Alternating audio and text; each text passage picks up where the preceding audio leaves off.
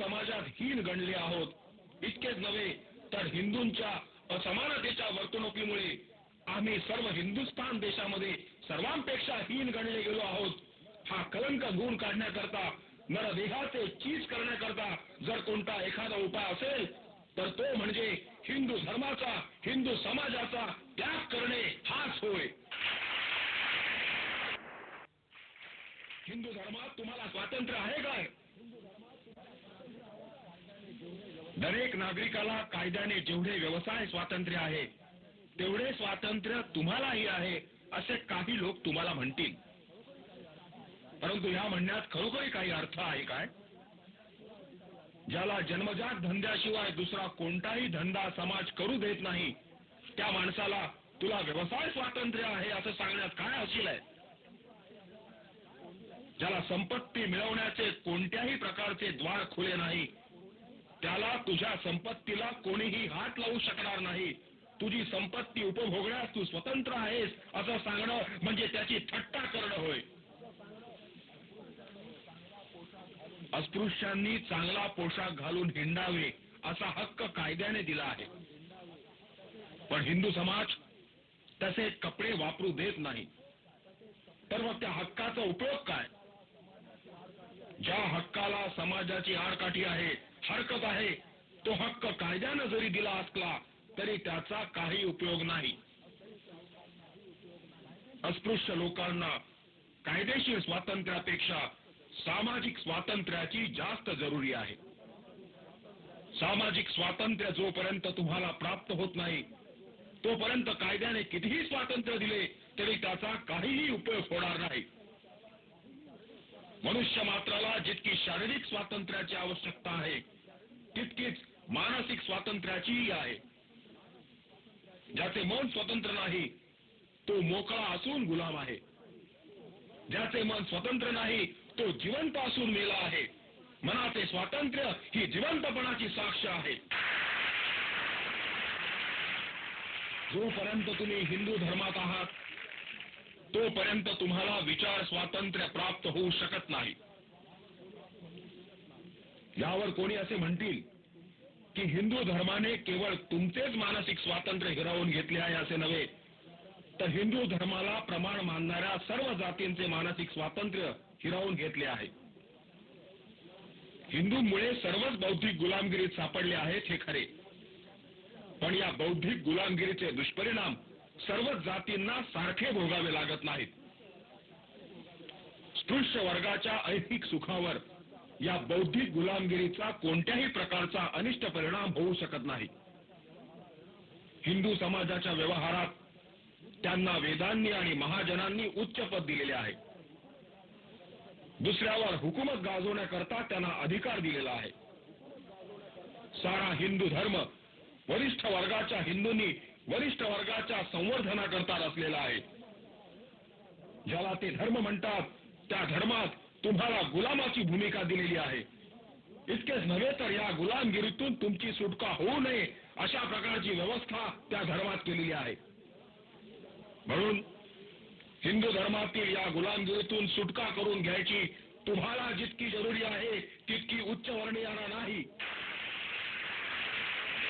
तुम्हाला जर स्वातंत्र्य हवे असेल तर तुम्हाला धर्मांतरच केले पाहिजे. अस्पृश्यता निवारणाची आज जी चळवळ चालू आहे त्या चळवळीवर अशी टीका करण्यात येते की तुम्ही आपापसातली जातीभेद अस्पृश्यता नाहीशी करा मग आमच्याकडे दाद मागण्यास या असा साळसूतपणाचा सल्ला त्यांना देण्यात येत असतो. अस्पृश्य वर्गात समाविष्ट असलेले लोक आपसात जातीभेद पाळतात आणि काही अस्पृश्यता पाळतात. या गोष्टीचा इन्कार करता येणं शक्य नाही. तरीही या अपराधाला ते कारणीभूत आहेत असं म्हणणे निखालस खोटे आहे. जातीभेदाचा आणि अस्पृश्यतेचा उगम वरिष्ठ वर्गाच्या हिंदूंच्या हातून झालेला आहे. जातीभेद आणि अस्पृश्यता पाळण्याचा धडा वरिष्ठ वर्गाच्या हिंदूंनी घालून दिला आहे. जातीभेदाच्या आणि अस्पृश्यतेच्या रूढीची जबाबदारी स्पृश्य वर्गावरच पडते. अस्पृश्य वर्गावर ती पडू शकत नाही. अस्पृश्य वर्गाचे लोक जातीभेद आणि अस्पृश्यता पाळताना वरच्या वर्गाच्या लोकांनी घालून दिलेला धडा गिरवित आहेत.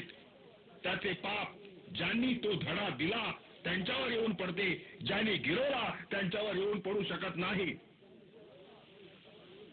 हे उत्तर जरी समर्पक असले तरी या उत्तराने माझे स्वतःचे समाधान होऊ शकत नाही.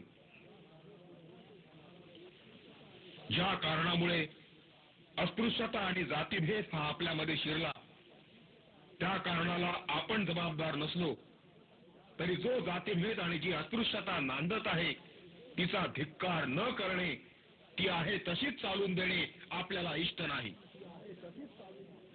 ती घालविण्याची जबाबदारी आपल्यावर आहे. महारातील शिकला सवरलेला वर्ग घेतला आणि ब्राह्मणातील शिकला सवरलेला वर्ग घेतला तर अस्पृश्य वर्गातील सुशिक्षित वर्ग जातीभेद मोडण्याला जास्त अनुकूल आहे, ही गोष्ट कोणाचंही कबूल करावी लागेल. आपण जातीभेद पाळतो, अस्पृश्यता पाळतो, याचे मुख्य कारण ज्या हिंदू धर्मात आपण आहोत तो धर्म तसे करावयास सांगतो म्हणून आपण जातीभेद पाळतो.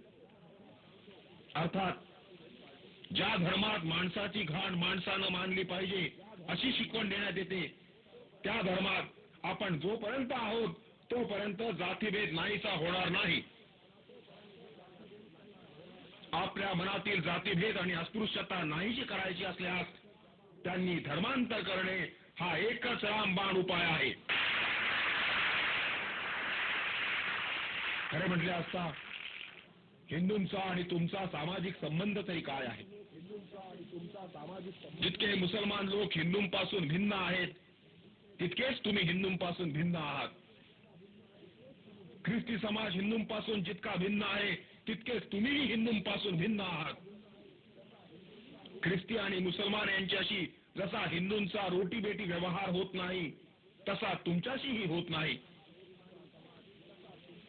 तुमचा आणि हिंदूंचा समाज हे आता सुद्धा निरनिराळे दोन वेगवेगळे समाज आहेत. धर्मांतर केल्याने एका समाजाचे दोन तुकडे करण्यात आले असे कोणालाही म्हणता यावायचे नाही आणि कोणालाही तसे वाटावयाचे नाही. धर्मांतराचे महत्व तुम्हाला जरी पटले नसले तरी नामांतराचे महत्व तुम्हा सर्वांना पटले आहे. तुमच्यापैकी कोणालाही तुझी जात काय म्हणून विचारले तर ती चोखामेळा, हरिजन वगैरे सांगतो, पण महार असे सांगत नाही. नामांतर करण्याची जरुरी पडल्याशिवाय कोणीही नामांतर करणार नाही. अशा प्रकारे नामांतर करण्याचे कारण अगदी सोपे आहे.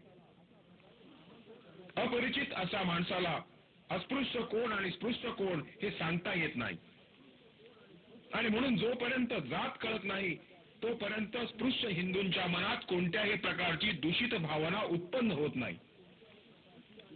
प्रवासात अपरिचित स्पृश्य आणि अस्पृश्य बंधुभावाने वागत असलेले दिसतात.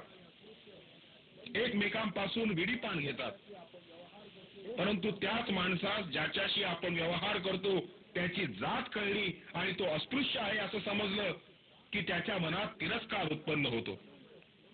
त्याला तिडीक येते आणि आपल्याला फसविले म्हणून त्याला क्रोध येऊन प्रवासात जडलेल्या मैत्रीचे पर्यवसान शिवीगाळीत आणि मारामारीत होते. तुम्हाला ही जी जातीवाचक नावे प्राप्त झाली आहेत त्या नावांना इतकी दुर्गंधी लागलेली आहे की त्याचा उच्चार केला असता स्पृश्य लोकांना मळमळून येते. म्हणून तुम्ही स्वतःला महार न म्हणता चोखामेळा म्हणून लोकांची फसवणूक करण्याचा प्रयत्न करता, परंतु लोक फसत नाहीत याचाही तुम्हाला अनुभव आहे. कारण चोखामेळा म्हटले काय किंवा हरिजन म्हटले काय त्यांना जे समजावयाचे ते समजतात आणि तुम्ही मात्र स्वतःचीच बोळवण करून घेता. तुम्हाला नामांतराची आवश्यकता भासते हे तुमच्या वर्तणुकीनंच तुम्ही सिद्ध केलं आहे. मला तुम्हाला एवढंच विचारावयाचे आहे की नामांतर करणे हे जर तुम्हाला आवश्यक वाटते तर मग धर्मांतराने होणारे नामांतर हे तुम्हाला खिस्त फायदेशीर पडेल. तुमच्या तात्कालिक नामांतरापेक्षा हेच खरे नामांतर आहे. या नामांतराला दुर्गंधी नाही,